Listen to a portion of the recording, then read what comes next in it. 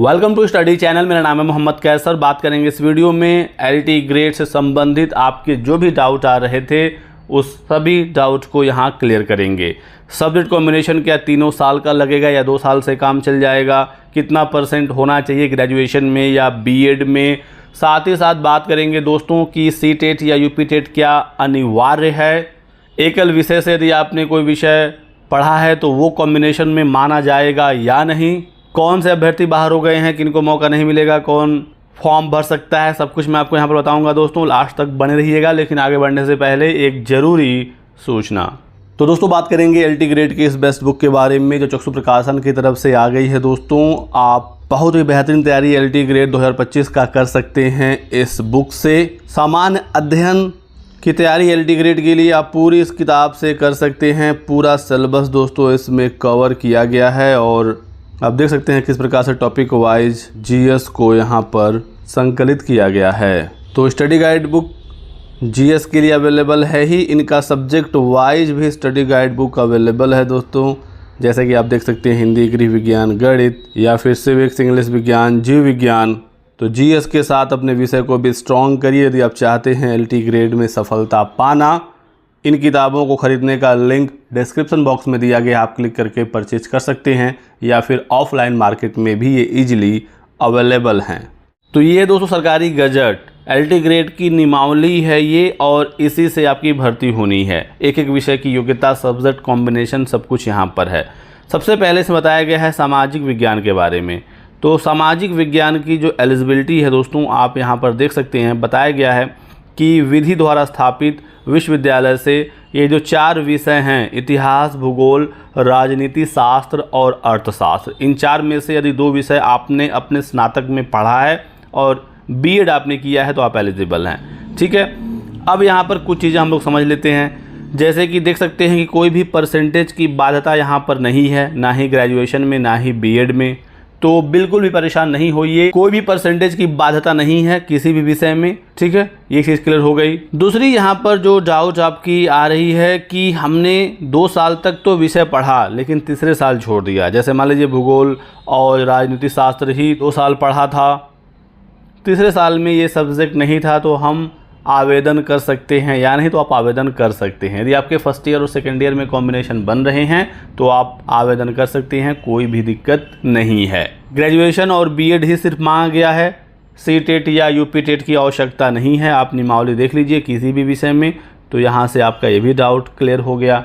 आयु सीमा मैं बता दूं आपको तो 21 से लेकर 40 साल है। 40 साल अपर एज लिमिट है अनरिजर्व कैटेगरी के लिए। बाकी SC ST OBC को अपर एज लिमिट में छूट मिलेगी, लेकिन अभ्यर्थी मांग कर रहे थे कि 7 साल के बाद भर्ती आई है। साथ ही साथ कोविड की वजह से भी अभ्यर्थियों को सफ़र करना पड़ा, विज्ञापन सारे रुक गए, तो कम से कम 3 साल की आयु में छूट अभ्यर्थी मांग कर रहे थे, लेकिन ऐसा नहीं हुआ है। तो आयु सीमा की वजह से बहुत सारे अभ्यर्थी बाहर हुए हैं, ये बिल्कुल सच है, लेकिन कोई भी रिलैक्सेशन इसमें नहीं मिला है। तो ये कुछ जानकारी हुई आपकी। बढ़ते हैं आगे और अंग्रेजी की बात करते हैं।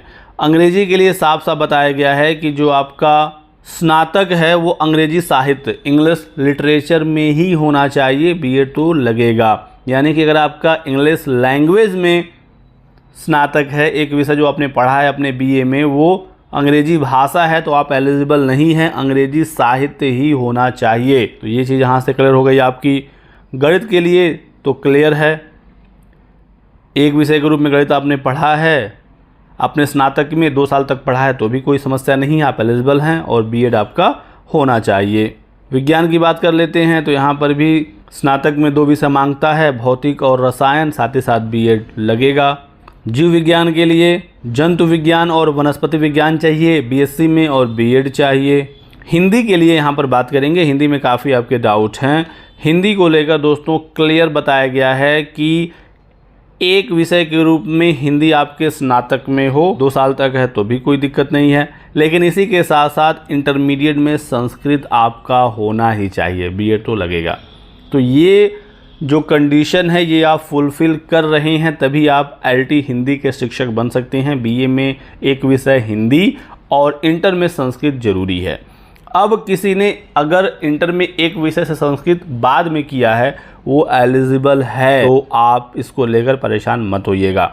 फॉर्म भरने की जो लास्ट डेट है 28 अगस्त, ठीक है, इस दिन तक सारी एलिजिबिलिटी आपकी पूरी होनी चाहिए। अपीयरिंग अलाउ नहीं है, तो एक विषय से जो आपका संस्कृत वाला सर्टिफिकेट है ये भी 28 अगस्त या उसके पहले का ही होना चाहिए। लेकिन दोस्तों यही बात करें संस्कृत की, तो इसकी एलिजिबिलिटी आसान है, इजी है। संस्कृत एक विषय के रूप में यदि आपने स्नातक में पढ़ा है और बीएड आपका है तो आप एलिजिबल हैं एलटी संस्कृत से। तो यदि आपने बीए में संस्कृत पढ़ा है तो आप एलटी संस्कृत से आवेदन कर सकते हैं, ठीक है। इसके बाद उर्दू के लिए है कि एक विषय से उर्दू और बीएड, तो सामान्यतः जो योग्यता होती है वो ग्रेजुएशन और बीएड होता है, संबंधित विषय में स्नातक और बीएड, ठीक है। फारसी के लिए भी वही चीज़ है, अरबी है, कुछ भाषाएं हैं। कला की बात कर लेते हैं। कला में काफ़ी डाउट है छात्रों को। कला के साथ दोस्तों ये है कि यदि आपका कला के साथ स्नातक है तो बीएड जरूरी है, लेकिन यदि आपका ललित कला है, बीएफए है, बैचलर इन फाइन आर्ट, तो बीएड यहाँ पर जरूरी नहीं होता है, फिर ये अधिमानी अहर्ता बन जाता है, ठीक है। तो ध्यान रखिएगा, यदि आपका कला के साथ स्नातक है, एक विषय के रूप में कला आपने पढ़ा है अपने स्नातक में, तो बीएड चाहिए, और यदि बीएफए है तो बीएड की आवश्यकता नहीं पड़ेगी, ठीक है। शारीरिक शिक्षा के लिए योग्यता ये होती है कि आपका ग्रेजुएशन हो, अब किसी भी फील्ड में हो, ग्रेजुएशन किसी भी विषय में हो, लेकिन बीपीएड यहाँ पर लगेगा, इस बात का ध्यान रखना है। संगीत के लिए योग्यता ये है कि एक विषय के रूप में संगीत आपने पढ़ा हो स्नातक में तो आप एलिजिबल रहेंगे, बीएड है। और दूसरा भातखंडे संगीत महाविद्यालय वाला भी ऑप्शन है, तो ये आप देख लीजिएगा। ऐसे कृषि उद्यान में भी है कि कृषि उद्यान में स्नातक और बीएड, वाणिज्य के लिए बीकॉम और बीएड, ठीक है। गृह विज्ञान के लिए एक विषय के रूप में गृह विज्ञान आपने पढ़ा है स्नातक में और बीएड है, तो आप इससे आवेदन कर सकते हैं। कंप्यूटर की बात कर लेते हैं। कंप्यूटर में बीएड अनिवार्य नहीं है, तो यहाँ पर बीटेक या बी यदि आपका है कंप्यूटर साइंस से तो आप एलिजिबल हैं, सिर्फ कंप्यूटर साइंस ही चलेगा, बीटेक या बी का, या फिर कंप्यूटर विज्ञान में स्नातक या कंप्यूटर एप्लीकेशन में स्नातक या नाइलिट से AS3 कोर्स के साथ स्नातक की उपाधि, या फिर बीटेक आपका किसी भी दूसरे फील्ड में है और उसके साथ आपने MCA किया है तो भी आप एलिजिबल हैं। बीएड यहाँ पर अधिमानी अहर्ता है, ये जरूरी नहीं है, ठीक है।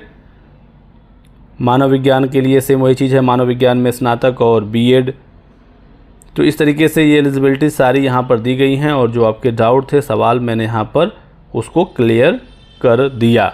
अब इसके अलावा कोई और आपके सवाल हो तो लिखिए कमेंट सेक्शन में, मैं उसका जवाब बहुत ही जल्दी दूंगा अगले वीडियो में। इस वीडियो में बस इतना ही। वीडियो को लाइक कर दीजिएगा, चैनल को सब्सक्राइब कर लें और हमारे साथ बने रहें। Thanks for watching.